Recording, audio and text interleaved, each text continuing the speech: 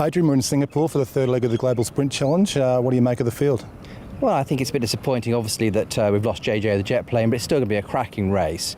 And it's an absolute privilege to be here to see Rocket Man, who's the pride of Singapore, on his own track, hopefully going to come good and beat off the local challenge, the foreign challengers. How do you see the race playing out? Well, obviously, Rocket Man's he's usually a front-running horse. He'll be up to the speed, I think. But horses like Sacred Kingdom and particularly Green Birdie. We saw Green Birdie win this race last year. He's going to be a big danger as well. And it'd be interesting to see if any of the other local horses, maybe some of the lower-ranked horses, show a bit of early pace, trying to get a slice of it. The local horses, obviously outside of Rocket Man, Better Be the One. He was quite impressive over in Dubai. Yeah, he ran a really good race in the Alquad Sprint, only beaten 2 necks. And I think if pundits are looking for a bet each way on the tab, I think he's probably the each way bet of the race.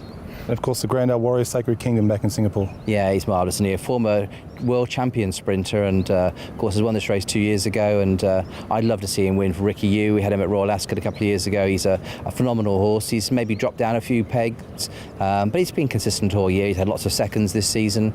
I can see him easily making the frame. Sounds like you're tipping Rocket Man. I think so. I think Rocket Man's the bet for me, and probably follow the Michael Freeman horse each way. And I got Happy Dubai as well in from Dubai. I think he's going to struggle a little bit in this company, but I'm hoping he runs really well for Ali Rashid as well. From here, of course, it's on to Ascot. How's things coming together there? Yeah, I think the first of my horses is going to start arriving in Ascot. Going to come to Newmarket about 27th of May. Should have a good turnout. A couple of Australians are coming in for those races, like Hinchinbrook and Star Witness. There's some nice Americans coming in for those races as well. The Ascot sprints are always great. And of course, we've got a very good horse called Overdose having his first run in Europe in a race at Haydock on Saturday. So he could easily stamp his form. He'd be one of the favourites for the King's Stand if he runs well on Saturday. All in all, that's been a very successful series. It's a fantastic series. We started off the Lightning, got a great win for Black Caviar. We very much hope she'll come back, and maybe let's see if she goes to somewhere like Hong Kong or Japan at the end of the season. And she's going to be a great contributor to the series in the long run.